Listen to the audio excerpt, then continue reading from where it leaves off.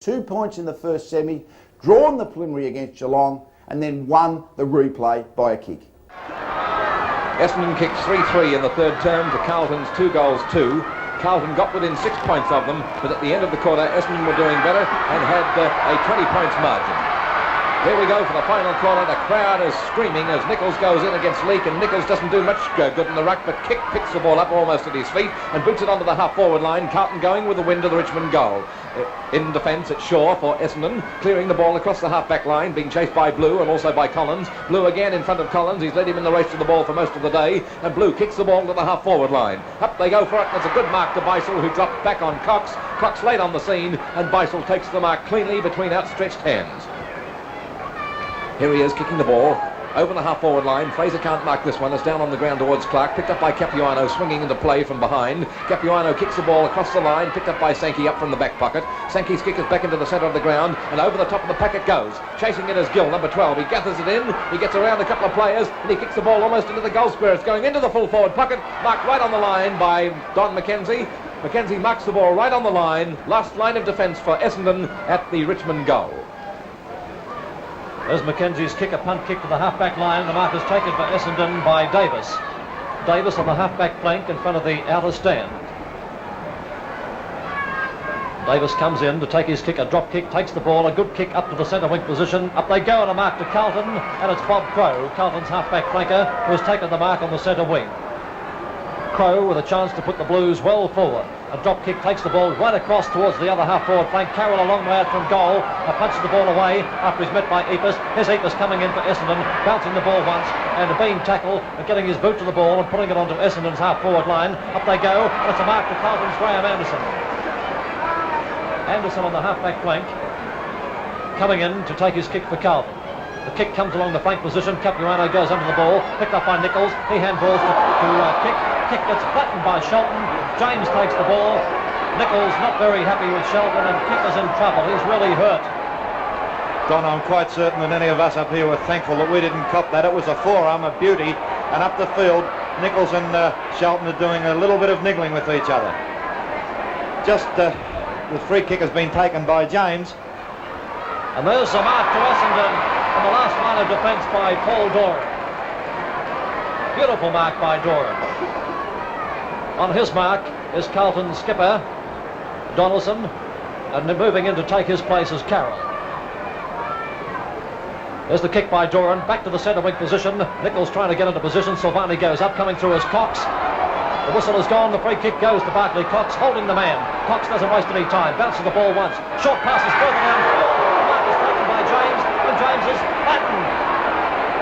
Oh, Johnny James is really hurt. He was flattened by Paul Doran coming through. James is getting up to take his kick. He's a solid player, and he can take plenty of that. This is Johnny James' 20th kick. He's had 6 marks for the match and 3 free kicks, and he's easily been one of Carlton's best. 3 minutes into the final quarter. James' drop kick is not going to get the distance, but it's going to get most of it. Donaldson up in the middle of the pack couldn't grab onto that mark at the second bite. Williams is chasing it. He's Carlton's rover. He's kicked 3 goals. He punches the ball away, but Blue overruns it and takes it. Blue very nearly gets cut. Free kick to Blue.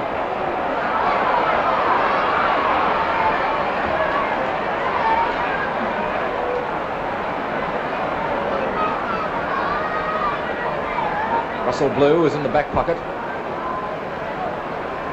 On the outer side at the Richmond end. His kick is to the half-back line. The wind is bringing it back. The wind is still blowing towards the Richmond goal. Silvani can't mark, although he's in front. Hugh Mitchell in there hard. James darts away with the ball, but is being brought back. It's a free kick at centre half forward for the Carlton team. And umpire Jack Irving's right on the spot. It's interesting to note, Tony, that up to date, the Rucks and Rovers have kicked 16-6 in this match, while place forwards have kicked 111. A ball up on Carlton's half-forward line. Up was Jeff Leake. He misses the knock because he was doing battle with Nichols. He interfered with Nichols, and the big Carlton ruckman gets the free kick on the centre half-forward position for the Blues. Essendon are 10-10-70, 20 points ahead of Carlton, and Carlton need a goal badly here. Here's the kick by Nichols, a low trajectory torpedo punt kick. Up goes Faulkner, he goes over, taken by Doran. Doran, Essendon's fullback, kicks it back again to the half-back line, and the mark is taken for Carlton by Ian Collins on the half-forward flank in front of the outer stand. In comes Collins. Not a good kick, dropping short into the pocket position. Coming through is Shelton, number 10. A left foot kick by Shelton. Takes the ball along the flank position. Running in is number 14, Blue, and number 19, Collins. But the ball is out of bounds again on the half-forward line for the Blues. Throw in. Silvani punches it out to Nichols. He's covered by Leake. Punches the ball away. And the net. Well, either that, Tony, or for being held, were not in possession. I think Jeff Leake grabbed him as he went down to pick the ball up. Some of the crowd didn't like it, but I'd say umpire Irving was right once again. Nichols would need to kick this one better than he did the last just a few seconds ago, and he does. It's a drop kick going right in towards the goal square. Carroll out in front. Jackals for the mark. It's not going to be paid him. Doran has hold of the ball. It's punched forward, taken by Donaldson. He's upheld the decision here. He's held play up. And it looks as though he'll bounce it again. He'll bounce it within 30 yards of goal, with Carlton attacking the Richmond goal. James punches the ball away, held by Mitchell. No holding the man decision. The ball is out of bounds. Still 20 points the difference. It was exactly this at three-quarter time. No score has been added in the 6 minutes we've played since then. Throw in, Leak up in the middle. Over behind Shelton, overruns the ball, picked up by Shaw, backing up nicely. Shaw's kick is wide into the crowd. It's up in row 10. And another throw in the full forward pocket for Carlton, with the Essendon backs playing strongly, shoulder to shoulder, and covering their men. Behind Mitchell. Mitchell kicks the ball back to the half-back line for his side. Cox came in, but missed the ball. Capuano dropped it. Now Clark gets it and punches it to Beisel, and Essendon come forward. They're into attack. The ball on the half-forward line. It's over the half-forward line. Payne getting set for a mark. Payne takes it.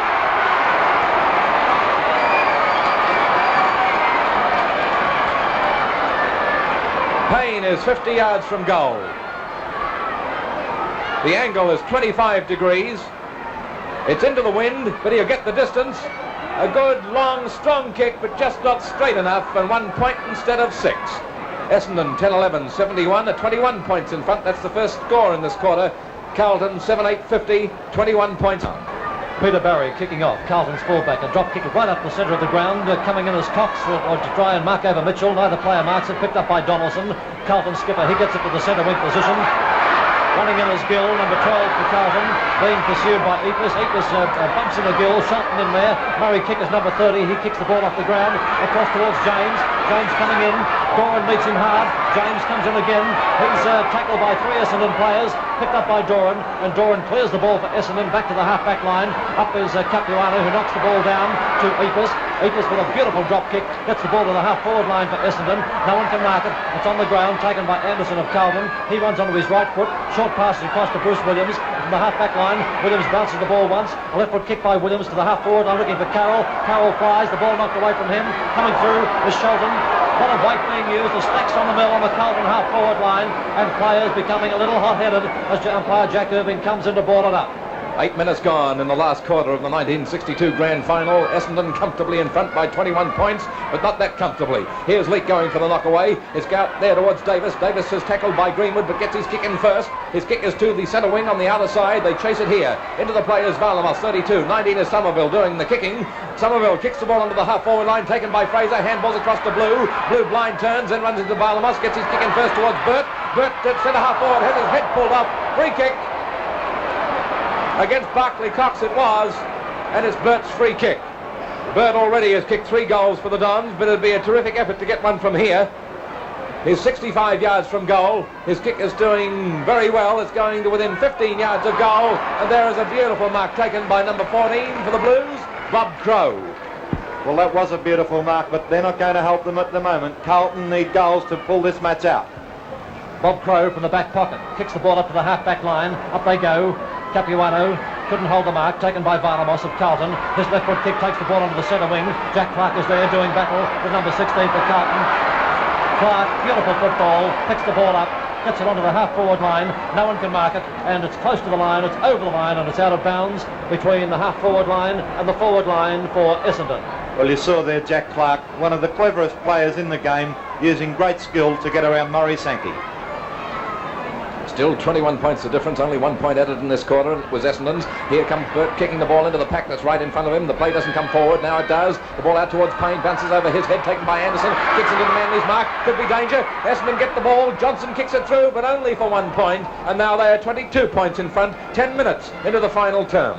Essendon 10-12, 72, 22 points ahead of Carlton, 7-8, 50. It's interesting to note that the 3 players on the Essendon half-back line have had 11 kicks each up to date.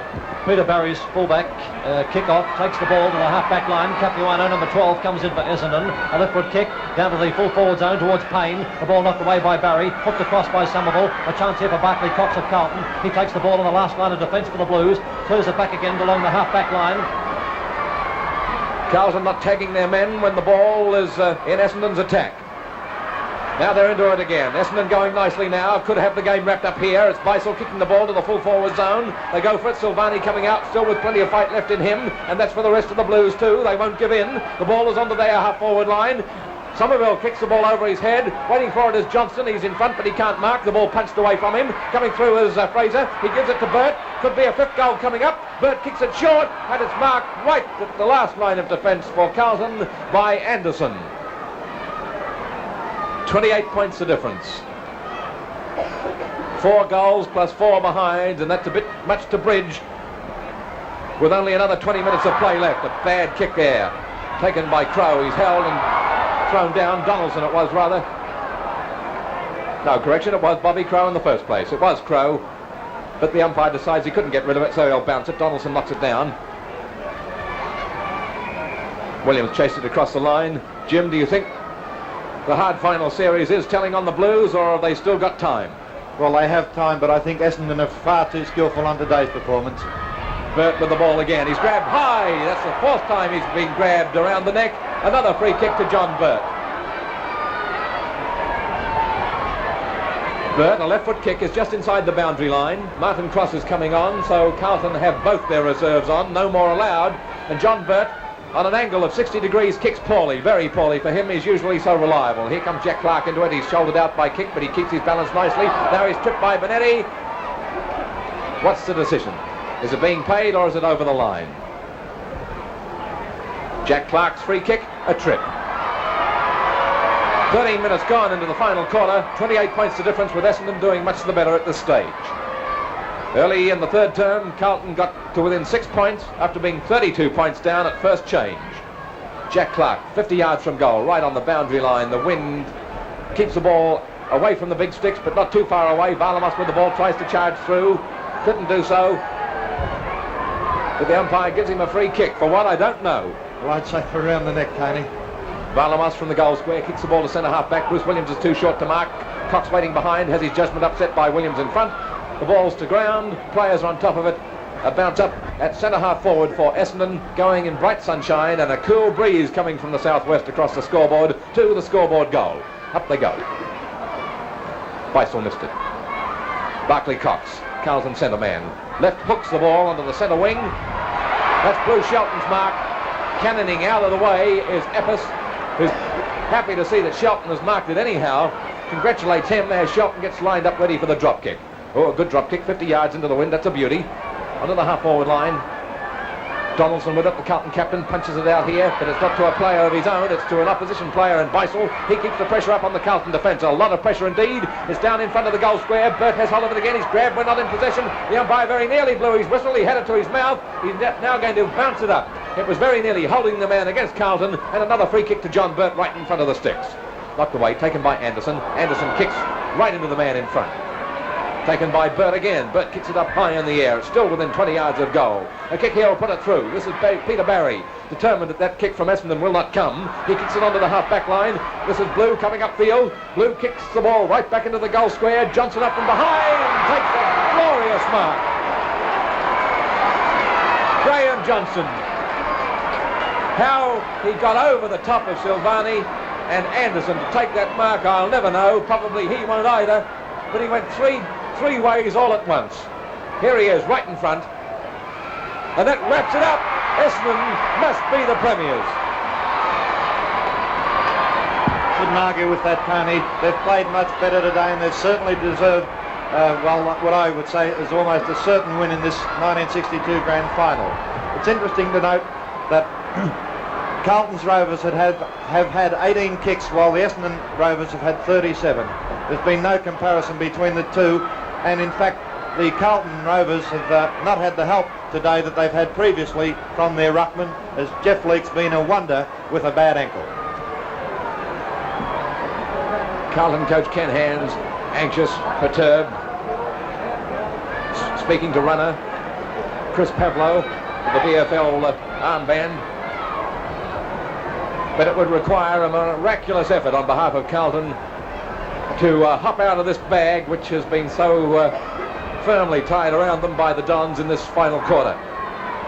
Somebody has pinched the ball, somebody has souvenired it in the crowd, a new one has come out. That's why the delay has been such, and now Carlton go forward through John Nichols, who kicks the ball onto the half-forward line, where a mark is taken in defence by Barry Davis, who is playing very well. Davis on the half-back flank kicks the ball with a long punt kick up into the wind. 23 Fraser, 25 Timms, 18 Beisel. He's got the ball now. He's grabbed by Martin Cross on his 20th man. His kick is to the half-forward line. Jeff Leake goes forward on all fours, can't hold on to the mark. Down go a couple of Carlton players. Murray kick comes through, kicking it off the ground as Nichols kicks the ball into the centre of the ground, being chased by Alec Epps. He'll gather it in. Epps has hold of the ball. Now he's lost it again. He's got punches it back behind him, scoops it back behind him to Capuano. Excellent cooperative play between the Essendon players. They're talking to one another well. The ball is onto their half-forward line. Coming down to meet it is Sergio Silvani. Serge the Silvan kicks the ball into the centre, taken by Barclay Cox. Cox kicks the ball into the half-forward line. Turkey Toms underruns the ball. Over behind is the captain for Carlton, Donaldson. He turns for home. He's 40 yards out. It's a punt kick. It's close. It's touch and go. One flag only, and things are against the Blues. Essendon are 12 goals, 12, 84, in a commanding position. They lead Carlton, who are 7-9 fifth. We have been playing for nearly 19 minutes, 18 and a half minutes into this last quarter, and Essendon have a lead of 33 points. We're waiting for the fullback, Paul Doran, to get the ball for Essendon. He will kick it out wide towards the member stand wing, towards the half-back flank. Here he is, about to kick the ball out with a high torpedo punt kick. It's swinging in towards the half-back flank position. Nichols is there and marked it. Although he was held by one hand, he still dragged it to his chest with the other. A good mark by a good footballer. Nichols kicks it high towards the centre half-forward position, sending himself as Carroll, and Paul Doran is over the top. And this talented Essendon fullback, who is marking very well, has brought another one down for the Bombers.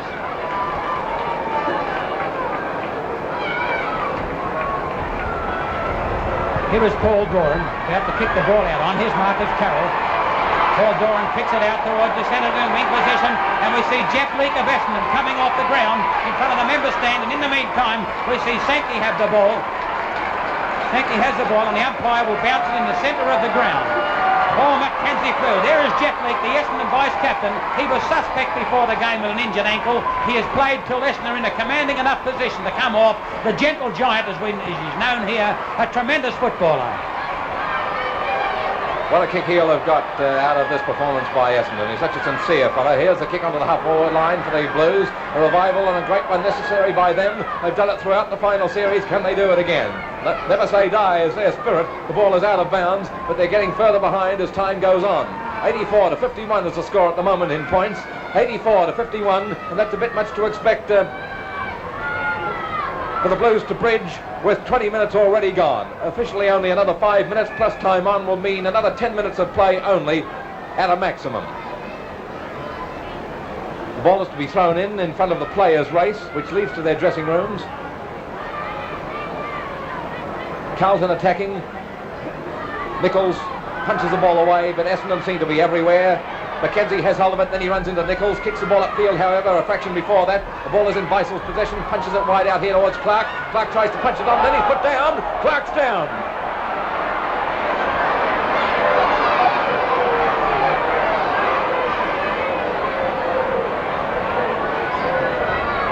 The Essendon skipper has Graham Beisel standing by, Alec Epps too, and two trainers.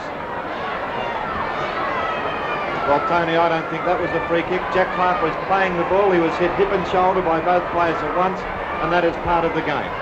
Jack Clark on the centre wing.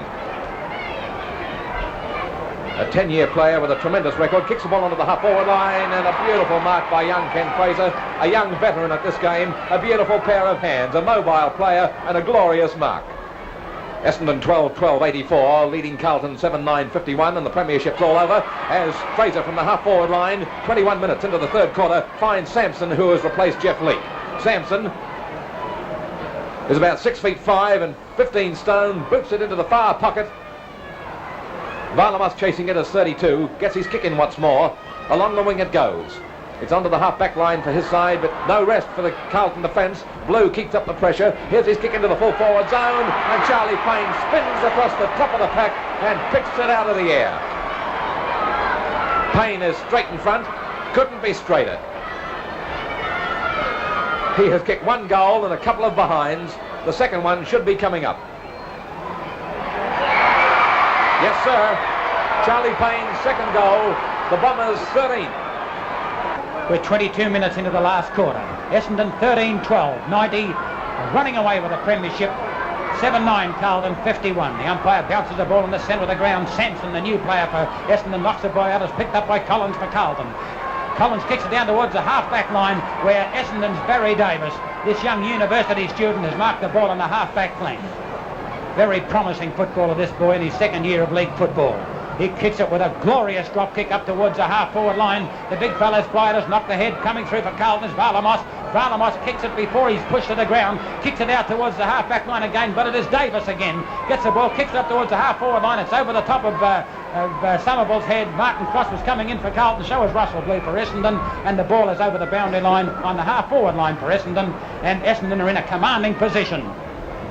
23 minutes of time gone in the grand final. It's almost all over, and Essendon are the 1962 premiers. The ball is taken behind the play by them again. The ball is into their full forward zone. Peter Barry racing out to defend those precious goals of his. He clears the ball with a stout move. The ball's upfield to the half-back line. What's more, he finds somebody with his kick, which is far more important, and that's Silvani. Silvani, number one for the Blues, finds Cox on the wing.